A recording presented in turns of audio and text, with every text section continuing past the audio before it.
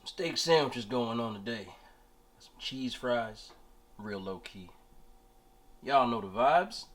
Let's go eat. What's going on, guys? King Strats here, back in another video on the channel. And today, low key, it looks low key compared to what I normally eat. It's low key, but we have got 4 New York strip steak sandwiches. I'm not gonna call it a Philly cheesesteak because it's not a Philly cheesesteak, and I don't need Philly coming after me. You know, I know the vibes. Philly is not a thin slice. It's not a ribeye. I could go on and on and on and on. But we've got 4 of them. You saw the process. Just made some steaks like I normally would. Chopped them up real nice. Added some hot pepper mayo. Added some plastic cheese. You know the fake cheese. You know the Kraft singles. I like those vibes. Obviously got some sauteed peppers in there. As well as, of course, this nice toasted bread. We toasted it off in the oven. And I've got some cheese fries. These are crinkle cuts. Just killing the rest of the bag. And of course, that wonderful cheese on the top. These are actually Nathan's fries. Take a look at the steak sandwich. This is what I'm here for.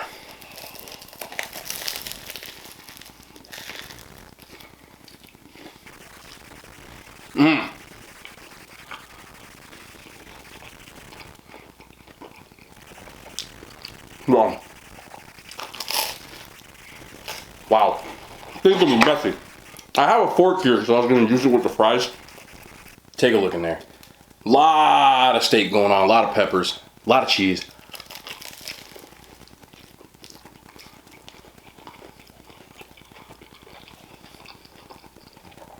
I'm making a mess. Oh my goodness.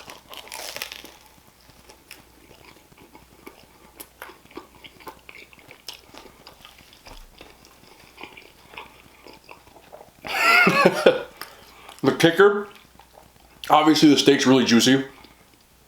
Obviously the bread's got a nice crunch to it. But see those peppers in there? And you can't see it. I showed it in the video, but I added that hot pepper relish to it. It just makes it next level.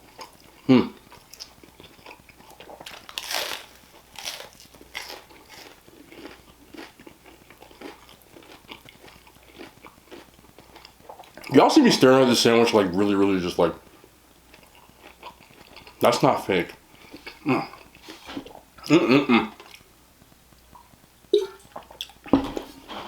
Sugar-free, raspberry lemonade. Still a drink of choice. You can see how juicy this is though.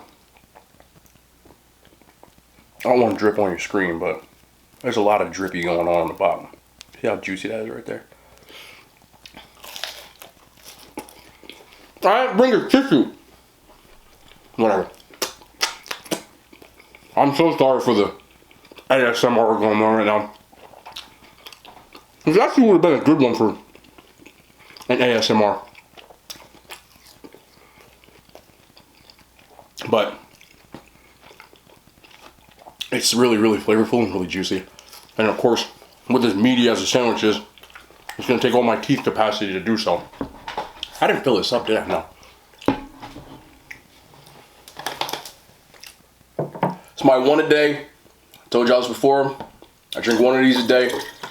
And then I drink a gallon of water throughout the night. During the day, the only thing that I do have is occasional black coffee and sugar-free energy drinks. Well, that's about it.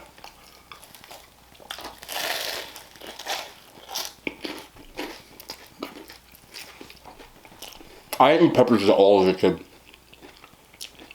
Not once. But as I got older, I just really liked them. I can't get my mouth around the sandwich.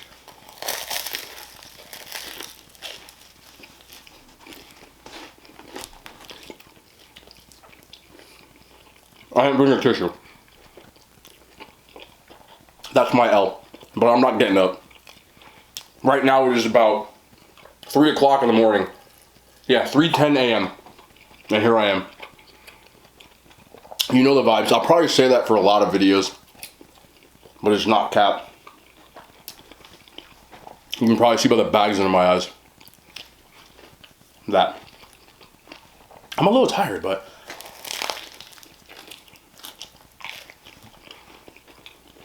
I you know, work is going really well.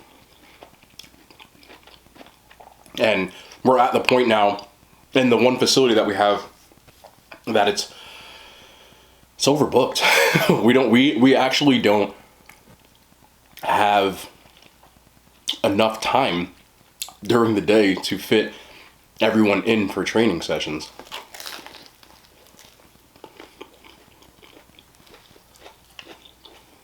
So we have to expand our hours, and we're going to have to expand our locations.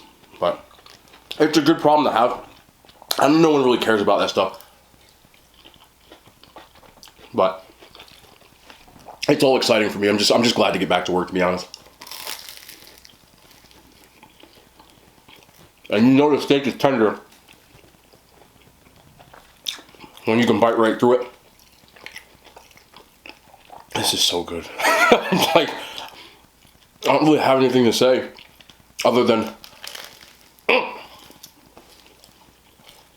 I wanted to add jalapenos to this too, but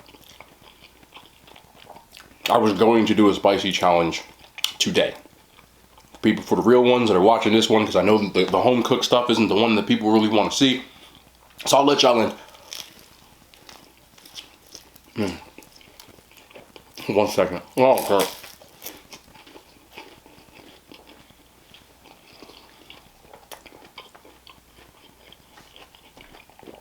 Get yourself some good, fresh Italian bread.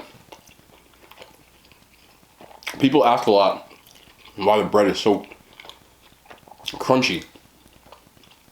It's soft on the inside, but it's got that nice crunch on the outside. This is not sound enhanced, listen. And people think it's crusty. And it's not, it's so soft on the inside. But that's how we grew up getting sandwiches. But, like I was saying, I'll let you guys in. We're gonna do a spicy challenge. My intentions for the next bit of content is to do a challenge per week. And I'm gonna alternate between doing capacity or food challenges, you know, whether it's caloric, amount of food or timed. And then the next one, we'll be doing spicy challenges. I'm sure you guys have seen a lot of them. Most of them aren't new. Some of them are. But I do have the Death Nut Challenge, which I'm not looking forward to. The Spicy Ramen Challenge, I've said this before. I've done the regular and the 2-time spicy ramen. I did it years ago when I was doing content just on Instagram. And I had one bowl. And it hurt. So, we're not going to do one. I'm not going to tell you how many I'm going to do. Because I don't know. But it ain't going to be one. And it ain't going to be two. So, I intend to push the envelope a bit. Which is going to be bad for me. But it'll be entertaining to watch for you. So I'm not gonna lie. You saw the wing challenge. If you didn't, I'll leave it in the description. But if you saw the wing challenge, those were ghost pepper wings. I double checked with the owner. I did speak to him again. So it was done with ghost pepper chilies. Ghost pepper chilies are obviously up there hot. And I ate 5 of them and I sat there for 5 minutes and you could see it on my face how hot it was. I like spicy food, but spicy challenges is a different story. I've seen what the Death Nut does to people, that challenge. I've seen what eating multiple of the spicy ramen can do to a person. So, I'm not gonna lie, I'm a bit nervous. But, we move. Hopefully. So, the plan was to do that with the 10K, and it's coming. Somebody messaged me. And I think it's at like 99 and change. So it's probably going to happen tomorrow. And I'm not looking forward to it. But thank you guys for watching. Oh, man. And I'll be doing more food truck stuff. I said all this yesterday, so I'm repeating myself. So I'm really sorry. not much going on. It's just a lot of work and a lot of not sleeping, which I don't know if you guys are big sleepers, but I've never been. This is so messy, but it's so good. On average, even as a kid, I would probably fall asleep at 2 o'clock in the morning even as a kid. As I've gotten older, it's gotten worse. The difference is my days pushed back. So obviously in school, when I was a kid, it was like, fall asleep at 2, you wake up at like 7:30 in the morning and go to school. Whereas now, after I've done editing and, you know, taking care of my dogs and obviously making sure my house and my stuff is ready for the next day. Oh God. So good.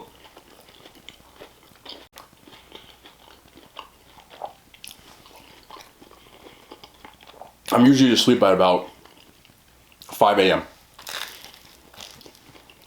And I am up at about 9 a.m. I'm at work usually around 10:30. After I take my dogs out and do all that in the morning. So, I don't know how you people get like 8 hours of sleep. I find sleep boring. And I know, and so you're supposed to get 8 hours of sleep every night. And bless all of you that do. I've tried it. I just sit there. And I know a side effect of anxiety, which I've had for over 10 years now, is insomnia, but I never slept. It's nothing new. My sleep gap has always been about 5 hours, 4 hours. I did it in college. I did it in high school. I did it in grade school. And now I'm doing it as a professional. It just is what it is. My chair is just shifting. Most of you guys probably haven't seen my legs, but I've got pretty, like, you know, I squat a lot. So, hard to find a chair for mukbangs because it's more like a stool, like a step stool. Fit me. I'm not sitting in a normal chair. As you can tell because my torso is where it is. I'm taller than people think. I'm about 6'1".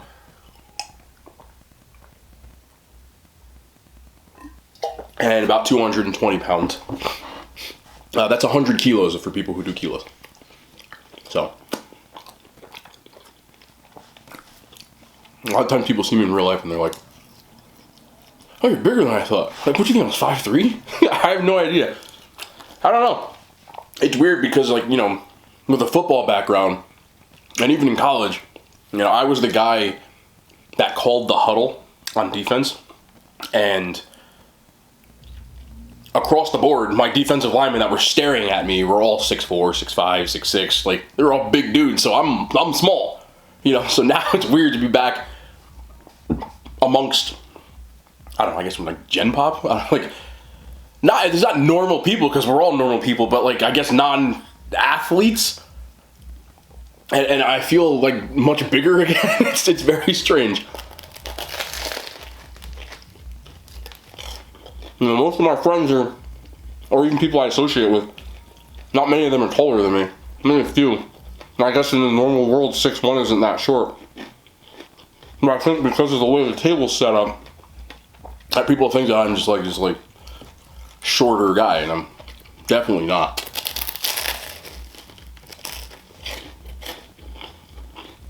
Not that there's anything wrong with being short. I just think people think that I am. You know. I know women discriminate against short guys sometimes, and don't do that, okay? Stop being rude. There's nothing wrong with somebody because of their height. That's just dumb. And men don't discriminate over women over anything either. I made a rant, like one of my first YouTube videos ever was a rant, and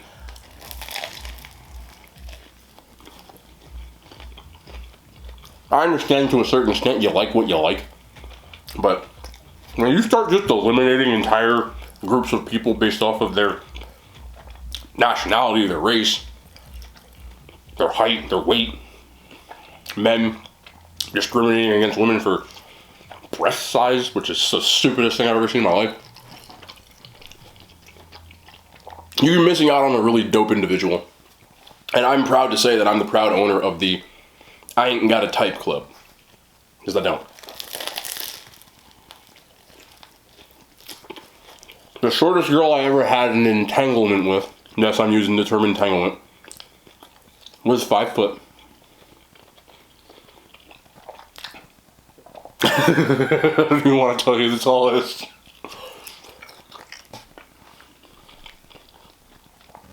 She's taller than me. By a lot. Alright, don't laugh. The tallest woman I ever had an entanglement with, dated. She was 6'7".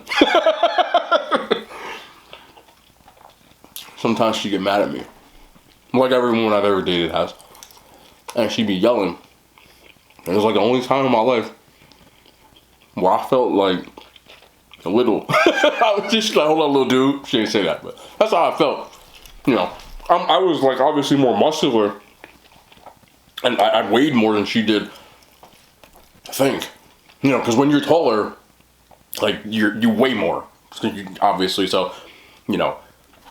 I don't know if I weighed more than she did, to be honest, but, you know, I appeared bigger than she was, but she didn't get mad at me, and I felt like it was like my dad when I was a kid. I was, alright, I'm not gonna fight with you, nah. She was cool, though. But she was dope. I don't care. I understand this as you get into your prime. I feel like right now in my life, I'm in my prime.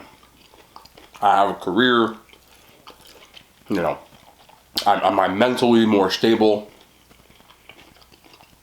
I feel like when you hit in your 30s, you know, is more of your prime. And it doesn't mean that you can't be successful at a younger age, but when I think about my mentality in my early 20s, in my teens, even in my late 20s, in my late 20s I started to get it.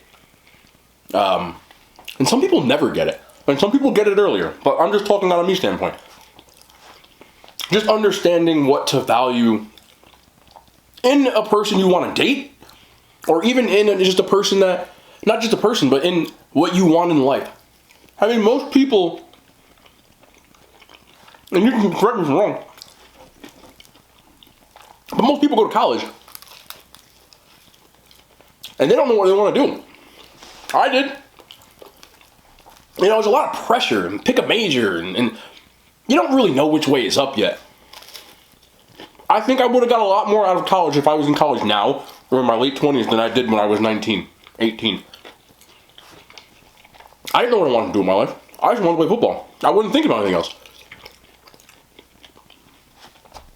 I didn't value things that I look at today, and I'm like, why didn't I think about that? Like, in my 20s, early 20s, I didn't think about establishing, like, credit, or, you know, saving money, or investing, or, you know, what I actually looked for in a mate. Everything when I was in the 20s, when I was looking at somebody, it was just, like, surface level BS. Some people do get it when they're younger, but personally, I didn't get it until I was older. And I look back at myself, and I think every human does. Even if you're 17. Think about how you acted when you were 12. Think about the things that you thought were cool, or the things that you said, or did, and how you act now. You probably feel a lot more mature, which you should. You're growing, you're getting older. I can guarantee you by the time you're 22, your whole mindset will be different. And when you're 27, your whole mindset will be different. And you'll look back at you when you were 17, or you when you were 22, and you're like, what's wrong with me? When I was in my 20s, 19, 20, 21, I used to sag my pants, you know, all that, like, I know it's cool, and it's not cool. I'm just telling you, you'll get it. And I'm not thinking you're, or judging you now if you do it. But you just think differently. And It's just things that hopefully some people never get it, you know? I know people who are in their 40s that just still act like children. So, the biggest advice I can give anybody on their journey through life, and there's a lot of things, but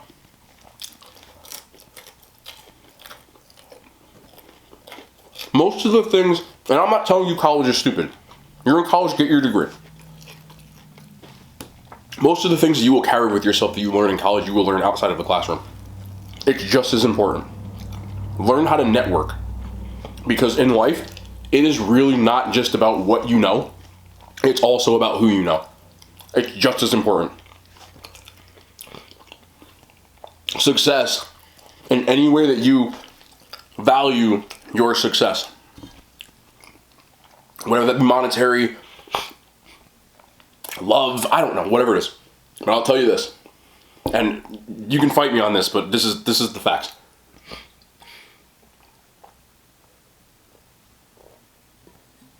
It's so good.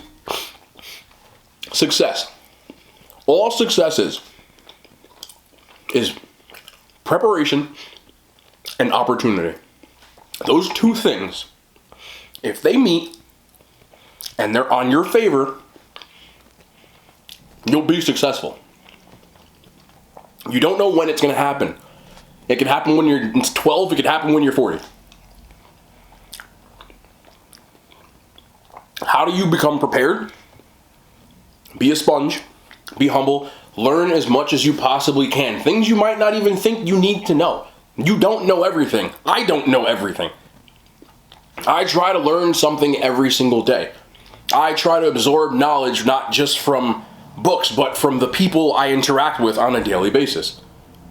I learned the stupidest thing in the world today, that you know those pop top air fresheners where you lift them and they're supposed to be in a bathroom for 30 days? Well, we have one in the bathroom in our facility, and one of my clients went in there and was like, hey, did you know that the top of that, the very top, pops off so you don't have to lift it and it lasts longer? And I'm like, what? And lo and behold, it did. She said it's supposed to last 30 days. You only been here for 2 weeks? She's right. And it's a stupid thing to know. But you never know how useful that can be down the road. But the point is, to be prepared for something, you have to learn. You have to acquire as much knowledge in whatever field. I'm sorry, the cheese in my hands, I don't know. You're trying to, I'm so sorry, be successful. I'll pour my drink and I'll finish my thought. Acquire knowledge. Knowledge is power. It really is. So always be learning and always be trying to make progress to be where you have to be. The second aspect, success, is opportunity. That's where the phrase, it's not what you know, it's who you know, came from.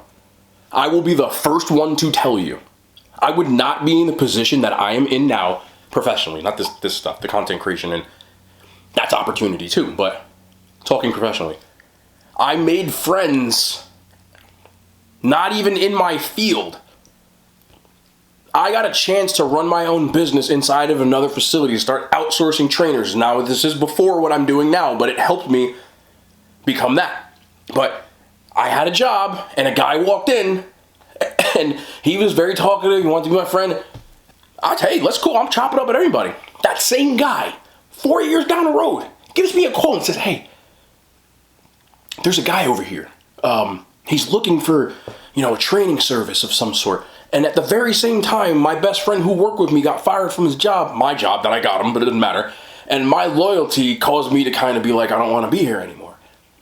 And while I was there at that job, I learned everything I possibly could about the business. Learned and made friends in the industry outside of the gym. Learned from guys that came in and taught us stuff at seminars. I sat there the whole time. I needed to know. Some stuff I didn't like, some stuff I did like. So I knew the business aspect. And I got an opportunity. And I was prepared. I walked in there. This guy had no intention of having what my and my best friend's vision was for a training company in their facility. No intention. And we went in there with this vision that we had from the things we learned, that we liked and we didn't like, what should go, what shouldn't go. Yeah, let's do it. And the rest was history. I swear. And even the stuff that we failed at. We had another facility before we had this one now. And it never did well. But the stuff we screwed up on, we're so much more prepared now. And we got an opportunity. But learning from our failures and him getting fired, you know, all of this stuff, it all taught lessons. And we got an opportunity. And now we're combining the two. And I'm not calling myself a success, but I'm more towards that than I ever was. Because success is something that you can't measure and you can't reach. You can just keep striving for it. You're always raising the bar. So I'm better off than I was in 2013, 2015, 2017, and so on. And the path keeps going. And, you know, we talk all the time, me and my best friend, and, you know, he's my business partner. He's been for 7 years. And it's like, the only thing we feel right now, even though it's going well, is like, yo, we're just getting started. You know, let's keep this, you know, we keep the ball rolling, keep moving, keep learning stuff. Because there's things we're learning now still, you know. So preparation and the opportunity. Network, learn people, know people, because you don't know who's going to call on that phone. And you're going to have that opportunity that you didn't know because you had a friend or something. It's weird how that stuff works. Most people will tell you this stuff. You know, you get just like a little, it's almost like if you're a singer, right? Say you're like, you know, a famous singer, but one day, you know, you knew how to sing and you practiced in the mirror every day. And one day, you know, some record executive or somebody was like, sing for me right now. And you blew him away, blew her away, whoever it was, right? And all of a sudden, you're on stage in front of 20 million, you know, 20 million, 200,000, 20,000, whatever, thousands of people. All because you were prepared when that opportunity came, and then you became a success. And you just have to keep doing that. Keep climbing, keep climbing, keep climbing, keep raising the bar. I don't know where that whole thing came from, but, you know, that is honestly how I feel about it. You know, and when I was in college with, you know, like two of my, like, you know, we had two people other than me were always together. Like, we was like a trio. It was two other people besides me, and we just, like, learned all this crazy stuff and tried to learn how to network and learn how to, like, make connections, and we learned so much off of each other. And I'm happy to say that those two guys that I hung out with are successful in their fields as well. None of us had any idea what we were doing with ourselves at that time, but we learned a lot. It's crazy how stuff works out, man. But seriously, even when you're young, preparation, opportunity, success. I don't care how old you are. You can be 19, you can be 12, you can be 52. It's never too late.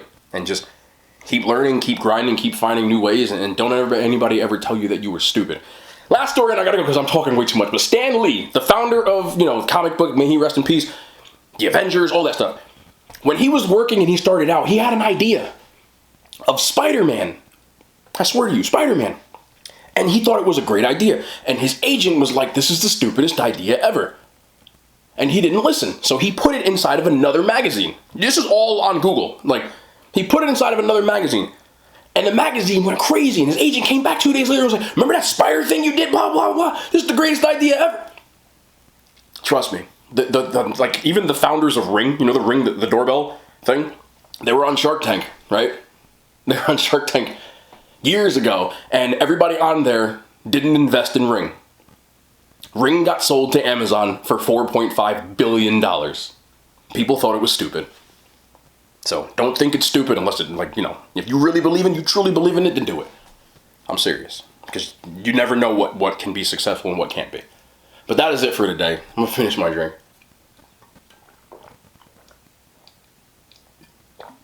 I talked for like the last 10 minutes, but I was going. Anyway, I got a lot of plans for this weekend. Spicy challenge is coming soon. More food truck stuff. More eating challenges. Of course, more mukbangs. Of course, more new stuff comes out. And of course, more cooking videos. All coming on the channel. Thank you guys so much. It's been a crazy ride so far, and we're just getting started. So stick with me. And I love you guys. We'll be back tomorrow. More content. I love you. The hand signs. They made it to YouTube.